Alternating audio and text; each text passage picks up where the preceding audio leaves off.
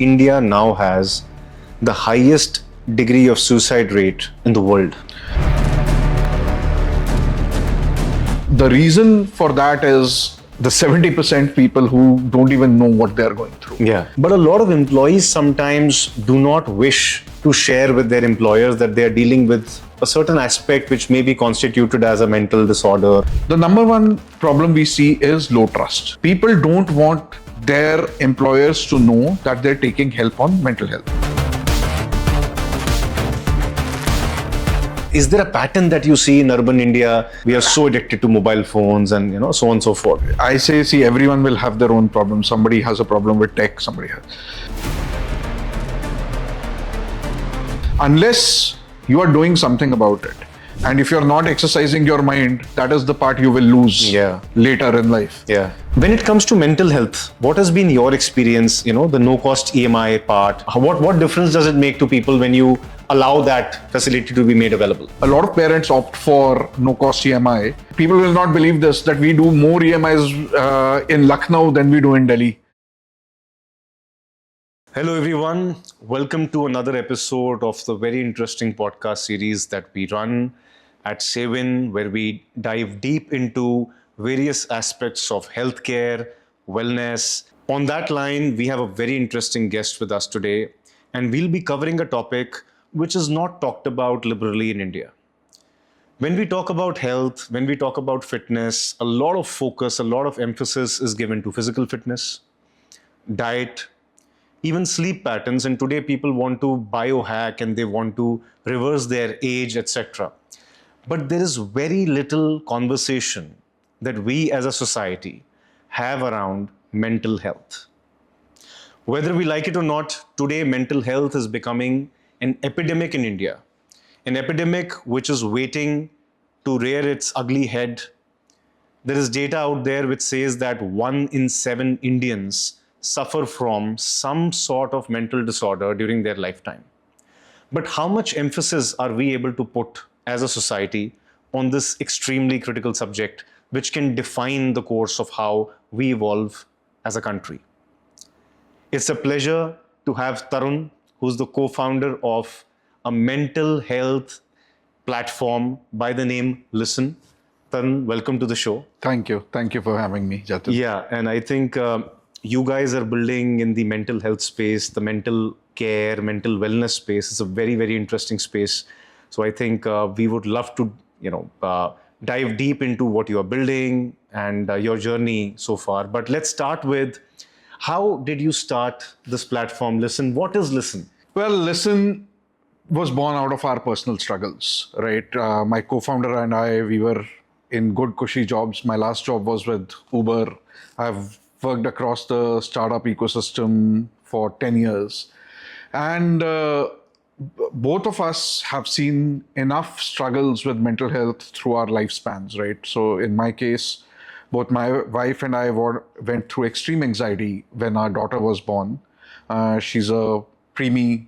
She was born in 27th week of conception and was 970 grams at birth. So we spent up almost 2 months in the hospital going through extreme anxiety. In my co-founder Krishna's case, his son was diagnosed with a speech delay when he was 3. They were living in Bangalore. He was working at Flipkart at the time. And they could not find a good speech therapist near their place. And with Bangalore traffic, it became impossible. So they moved back to Gurgaon. They took admission, I'll not name the school, in one of the reputed schools in Gurgaon, for the school to come back 3 days later and say, we cannot, they were supposed to be inclusive. Manage the situation, manage the child. So you please take him out. And then they went to a great school, which I will name. It's an inclusive school in Gurgaon called Palvanjali, which actually where he went, and now he's a flourishing teenager. Yeah.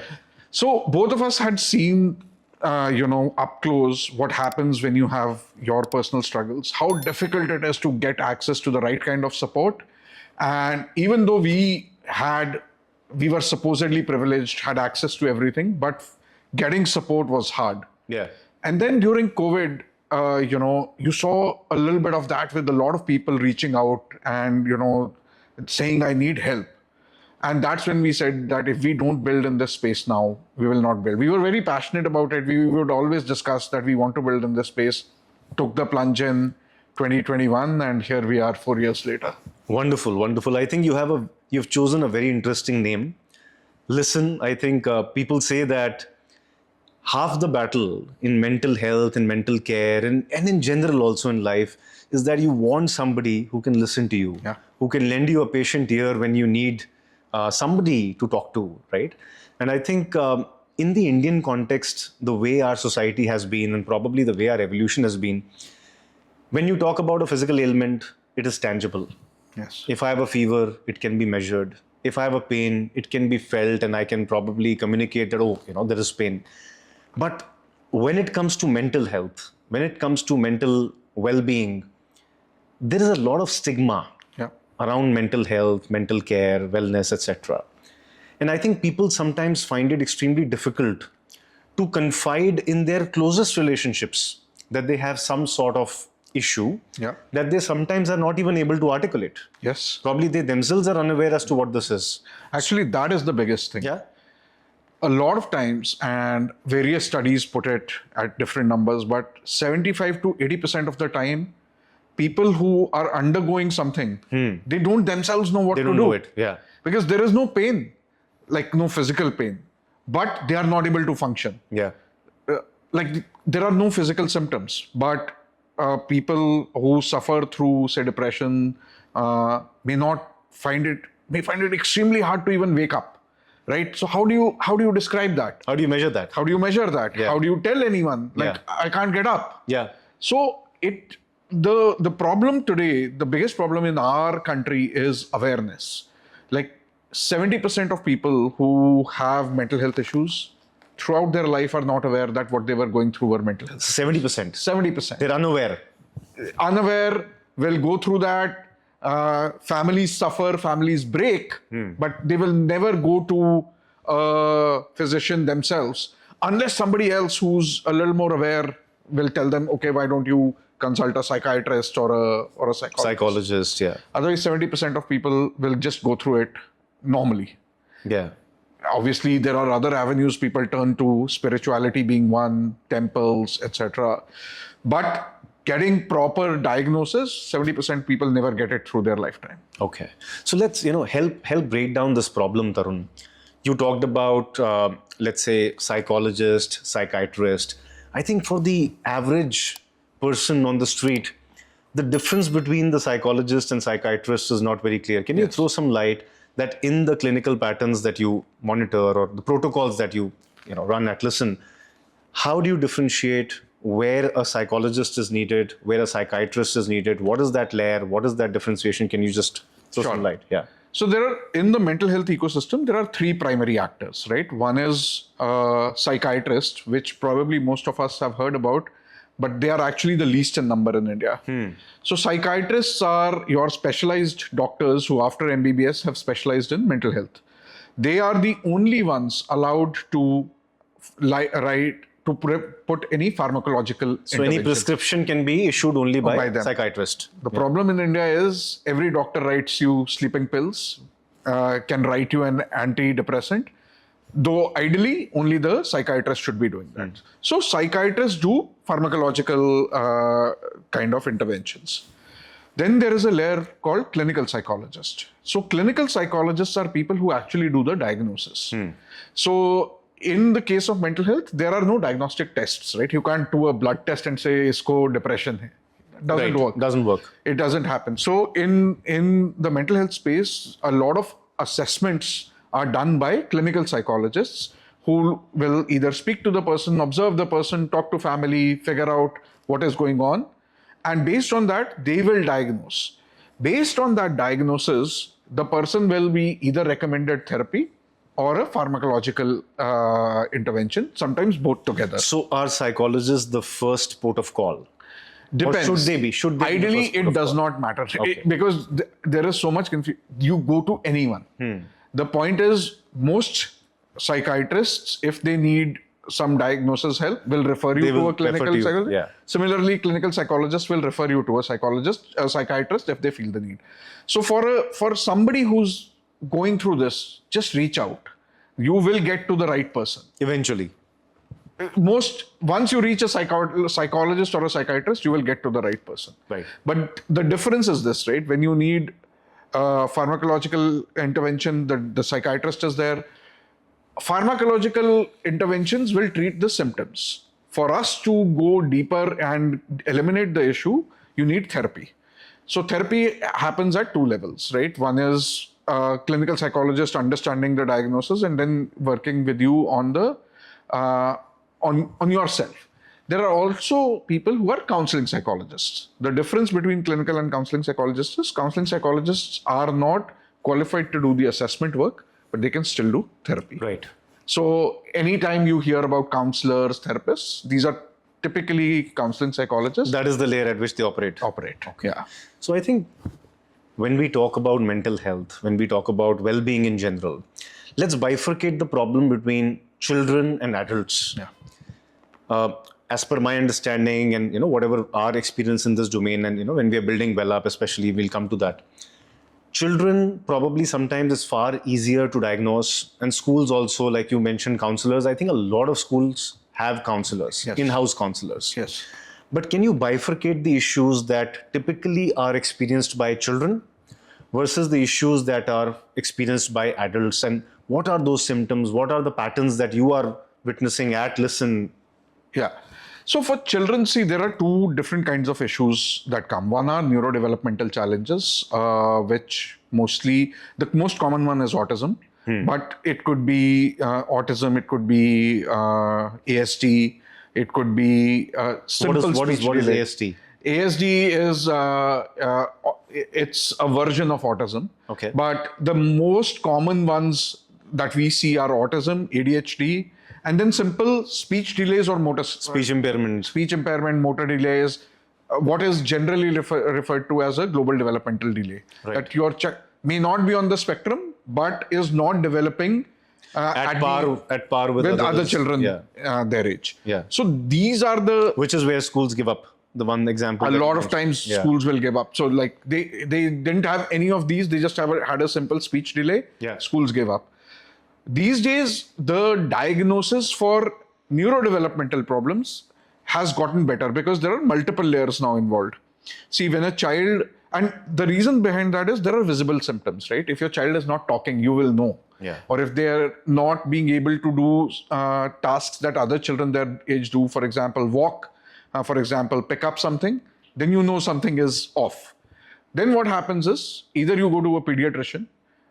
Pediatricians these days are read up on all this stuff, so they will refer you to the right people and say you should get an assessment done for developmental delays. Or somebody will observe you at school. When the child goes to play school, the counselors are now watching. Yeah. The teachers, we do a lot of teacher training, by the way, on Okay. this, on how to identify, because the teachers can observe and they have a comparison set right there. Yeah. Right? So they're able to very figure easy out, for them to discern. figure out. Yeah. So they will now, schools also insist that you get an assessment done so that they know what they're dealing with. So the diagnosis rate in children in between the ages of 3 to 6 has gone very high in tier 1 cities. Is that the age group where all these symptoms are most pronounced? Not most pronounced, but that is where actually the symptoms, if untreated, will become more pronounced as you age. Later. Okay. But what happens is, because that is where the child is probably first time stepping out of the house, and that is the age they start walking, jumping, doing So multiple. they're exposed to peer activity and you can compare. Yeah. And schools will kind of force parents to kind of get an assessment done if they feel the need. if they feel the need. Right. A lot of schools now, when taking admissions, are actually doing assessments for every child. Yeah. So that helps in diagnosis on the neurodevelopmental side. The second kind of problem we see are behavioral challenges, Okay. which have grown a lot post-COVID. What are behavioral challenges? How many kids do you know who can eat these days without looking at a phone? Yeah. Right?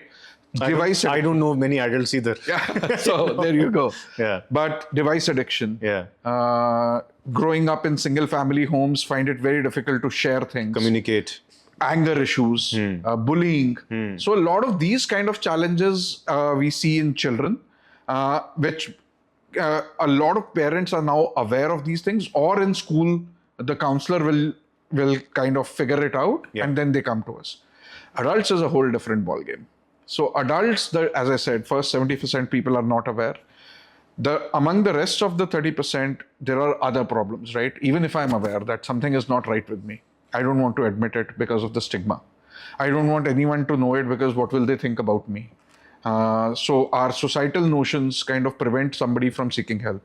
Then the second challenge is affordability. It is expensive treatment. Both in the case of children and adults, it is expensive because it's long term. Right. Right. It takes multiple sessions. Right. And then the third thing is access. Right. Where do I go as an adult? Do I go to a psychologist? Do I go to a psychiatrist? What do I do?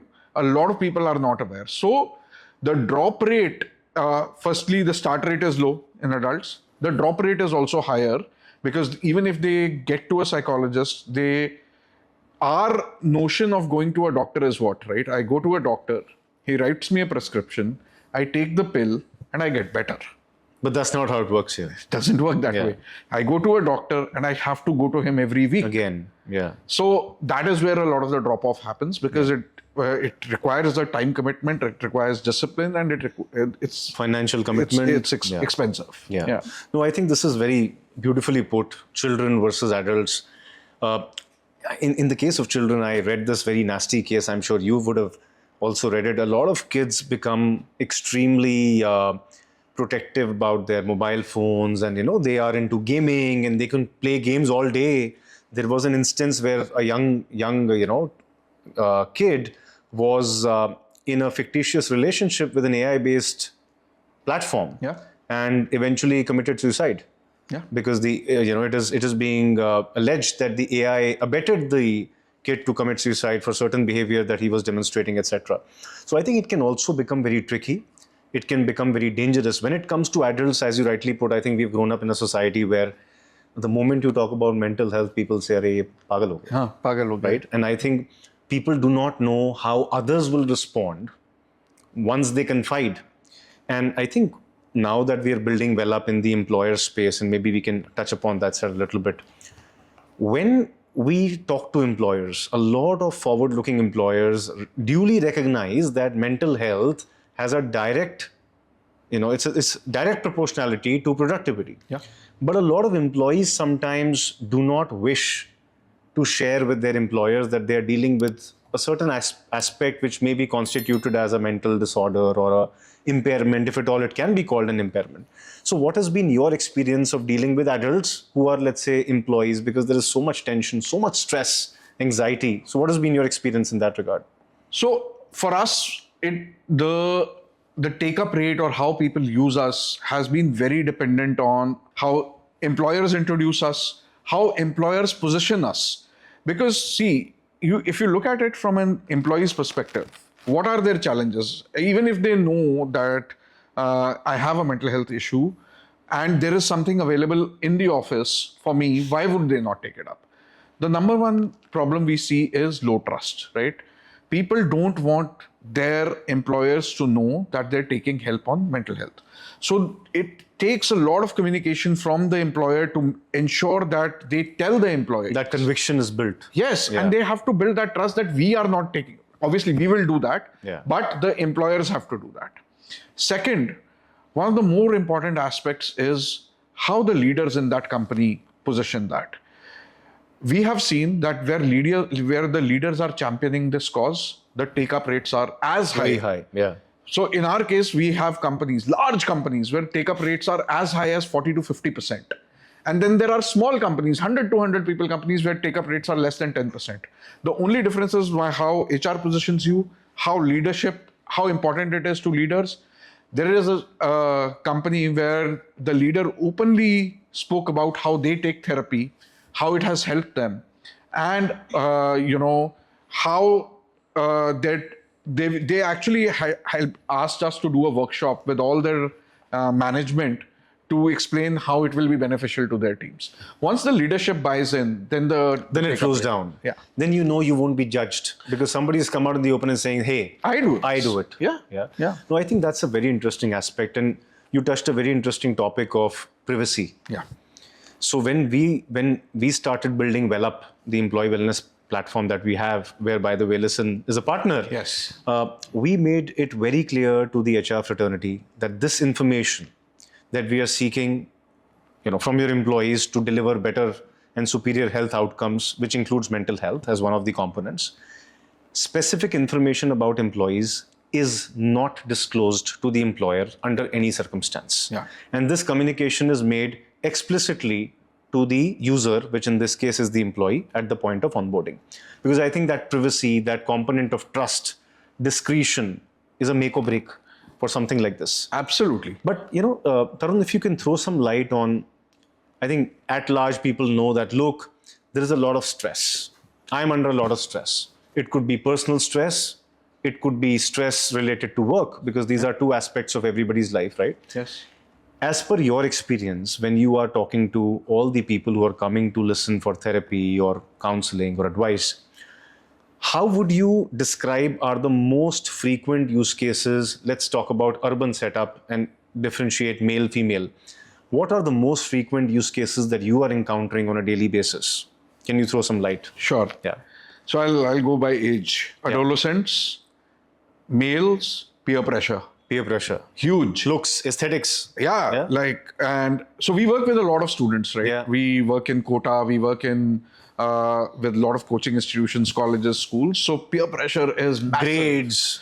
What phone do you have? Oh my God. I mean, at 18, Yeah. what car are you driving? Yeah. So everything. Yeah. And fitting in. Yeah. So that becomes Relationships, massive. school relationships. Absolutely. Absolutely. Women, adolescent women, relationships. Huge challenge. Then as you grow, as you go into your first job, adjusting, how do I balance work? How do I balance home expectations, etc. Again, relationships remain a constant. And then as you grow, then work stress starts increasing. Work stress, life as it happens. So children, conflicts within the family. So all these kind of issues which build up to stress. I'm not even talking about the clinical things here, where this is how life is affecting your mental health. Yeah.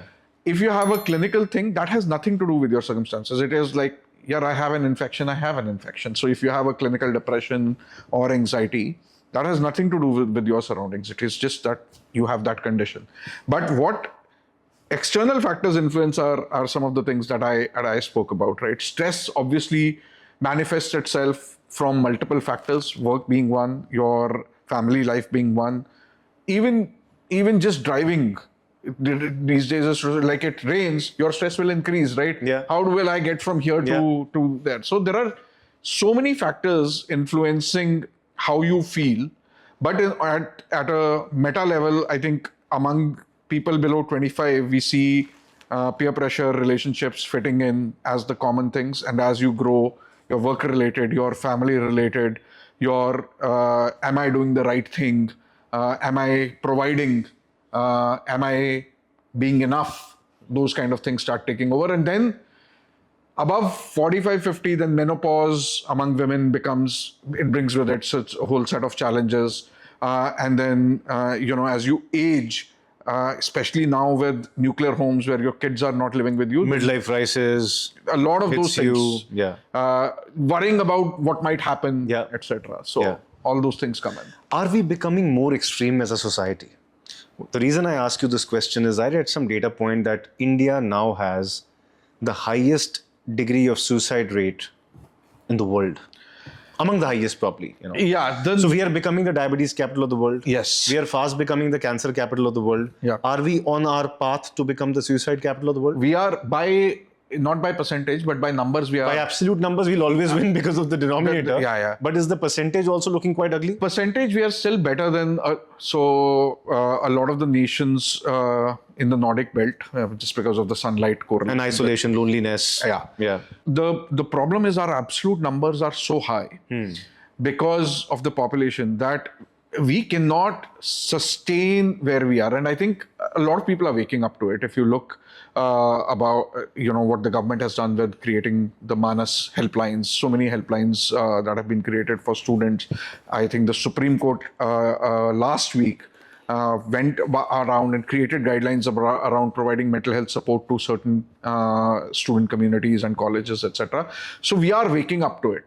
But are we the suicide capital? Absolutely. By absolute numbers, we are. And the reason for that is the 70% people who don't even know what they're going through. Yeah.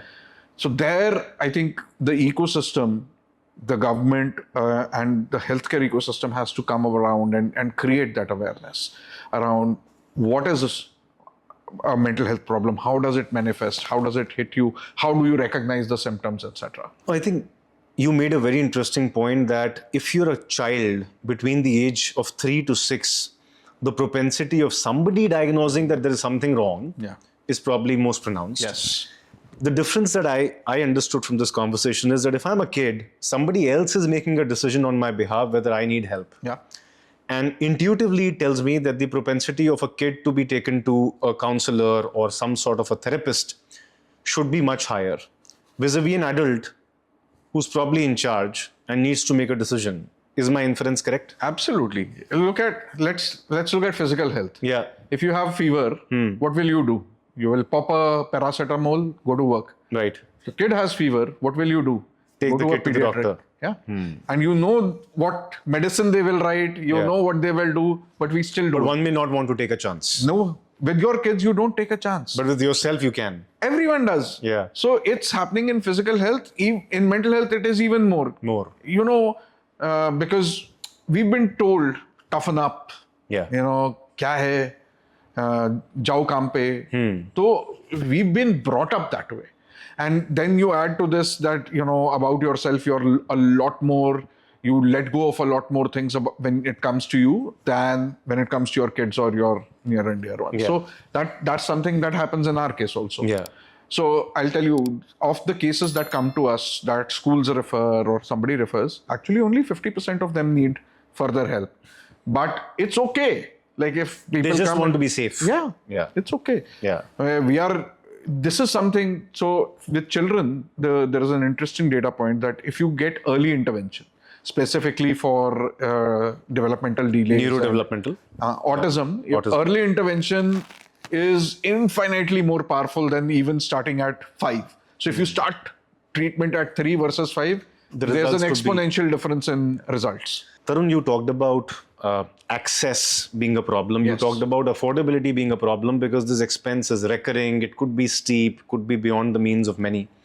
And as you know that we at SaveIN, we specialize in making healthcare accessible. Yeah. So I'll just share some information from our side. So we cover hair, dental, dermatology, ophthalmology, hearing, fertility, etc. During the course of us building SaveIN and allowing people to access timely care and pay for it without, breaking the bank, we discovered mental health as a category requires access to timely financial help. Yes. When I say financial help, it's not that this is catering to the bottom of the pyramid necessarily. It is about making sure that the affordability or the lack of money does not become an extreme impediment for you to access. Yes. When it comes to mental health, what has been your experience? The no-cost EMI part. It makes what difference does it make to people when you allow that facility to be made available? It's huge because, as I was saying earlier, a lot of people drop off because one, you need to be. It's a long-term care, right? Yeah. So I'll give you an example of children. Most children who come to our centers will end up spending anywhere between 10 to 15,000 per month with us. Per month. And this is not just 1 month, right? Yeah. Typically, treatment goes for 12 to 18 months. That's a lot of money. Yeah. Yeah. So it's a lot of commitment. On top of it, there are school fees, etc., fixed expenses. So what we've seen is a lot of parents opt for no-cost EMI, where so what happens with them is, they'll take a treatment and pay it.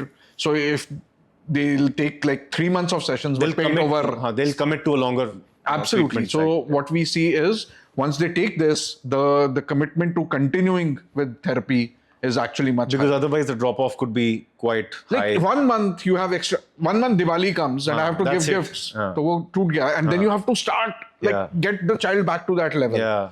Right. So the stickiness with something like this, where an expense that I've not planned for will not derail me is huge. Huge. And in therapy, if you stop for even a month, then it is not like you'll start from the same point, right? And it doesn't even, there's no interest component also, so that helps that. That helps hugely. And we are seeing so much uptake in tier 2.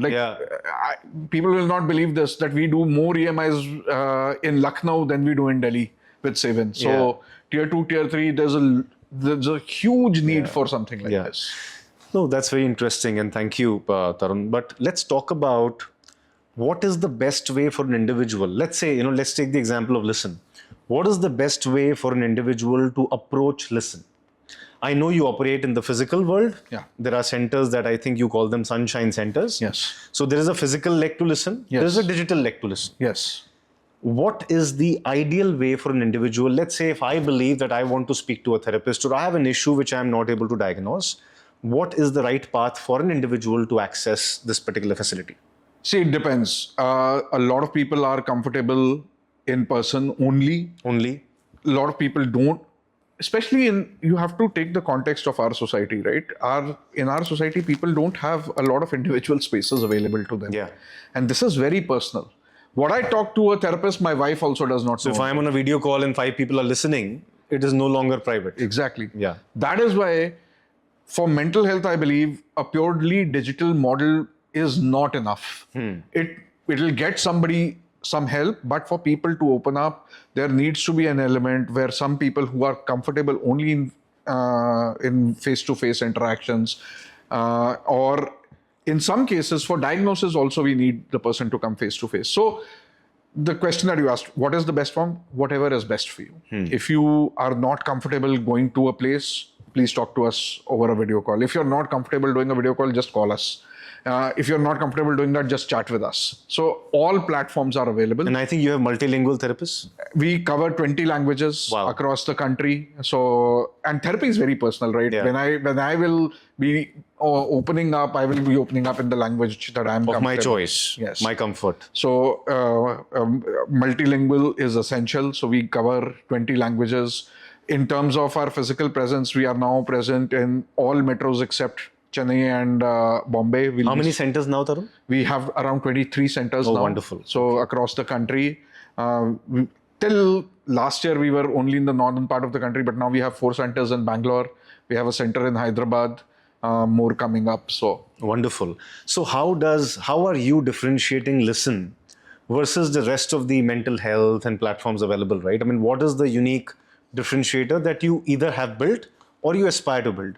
So 2 things. One, we have built, one which we aspire to build, right? I think one thing, our insight into mental health has been that in India, if you want to solve this problem at scale, you have to break down that 70% barrier, right? Like, what is the fun with working only 30% of the time, right? So and everyone is competing for that 30%. Your physical hospitals are also going after that 30%. Other mental health platforms are advertising on Google for that 30%. Our fundamental belief is that on the adult side, you have to crack the 70% who are unaware through your GTM. So on the adult side, we don't even do any B2C work. We do purely B2B work. Either work directly with employers, or we do a lot of work in healthcare, or with coaching institutions. So partnering with health.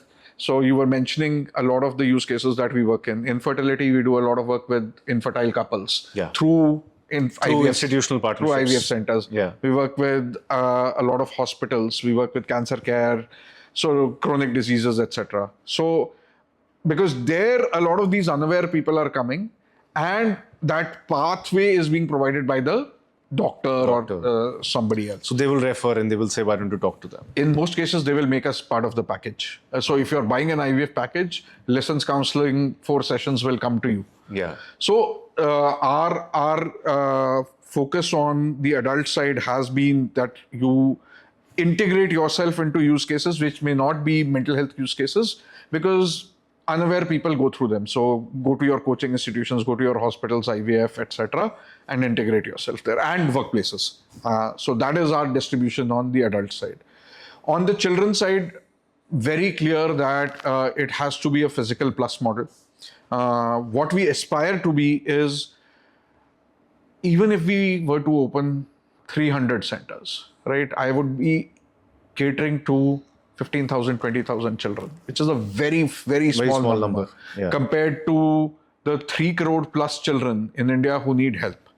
So the aspiration there is to create a AI plus tech-led platform where we can provide the same level of care that we provide at our centers. That is what we are working towards. No, I agree. I think the advent of technology, the availability of technology in a country like India, where we have more than 50 crore people have a smartphone, cheapest internet. I mean, while I do buy your point that sometimes people may not have private spaces to talk to, but I think increasingly that may be made available, and the reach otherwise can be restricted only through the access to a physical center, which may have a radius and hence, the capacity to entertain. But I think I agree that the use of AI and technology can be a game changer. Especially for children, right? Especially for children. There you don't even need private spaces. Yeah. Everyone is okay.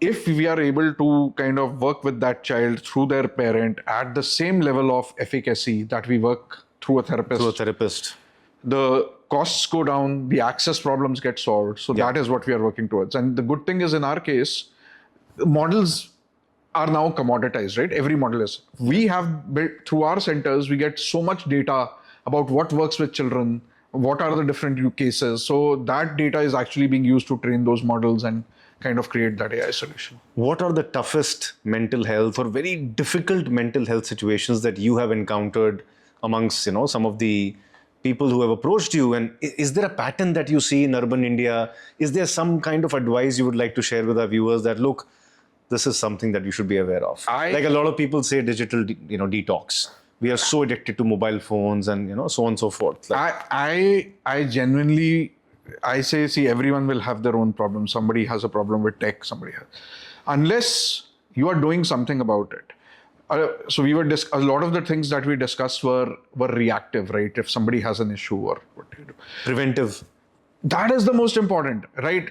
Over the last 5 to 10 years in urban India, what have we seen? People are eating better because they know. They're going to the gym. What are you doing for yourself? That is the most important question to ask. Okay, you are eating better, you're going to the gym. What about the mind? So to me, therapy is like gym for the mind. So if you go to the gym for your body, and if you're not exercising your mind, that is the part you will lose later in life. Yeah. So please start exercising that mind. Go to therapy. It's like going to the gym. And therapy is not meant to be only done when you are having a problem. When you are happy also, you can be happier. You can have much more fulfilling relationships. So it is just somebody who's there to talk to you without judging you. Without judging you, yeah. So to me, the biggest problem today is that while on the physical side we are moving towards preventive, here not at all. And that is where the epidemic will come. Yeah. No, I agree. I think the feedback that at least we get when we speak to employers, there is a tangible change where forward-looking employers are laying a lot of emphasis on mental health, mental wellness. I really wish this becomes as, preventive a step in nature as going to. So today we have a step counter. Yeah. Right. So we want to see how many steps have we walked in a day. And I really wish that as a country, as let's say, the ecosystem can be enabling for people to discover their best selves, their most productive mental health should be prioritized. And I think it's a very, very interesting conversation that we've had, Tarun. And on this note, I thank you very much for all the time that you've given to us and the insights about mental health. I wish the very best to Lissun. I think you guys are doing a phenomenal job. And I wish you get to 300 centers. I wish you get to the AI-led tech, disruption that you want to cause in mental health and mental care, and all the very best to you in this journey. Thank you. Thank you for having me, and thank you to SaveIN for being such a great partner to us as well. So thank you. Thank you. So on this note, you know that if you have a mental issue, or if you think you need mental help, or anybody around you needs mental help, you should log on to Lissun. Look at their website. They have a mobile app, and they have 23 physical centers available in all metros. Yes. Almost all metros. Almost all metros. And please make use of this facility. Take care of yourself and do prioritize mental health. Thank you. Thank you. Yeah.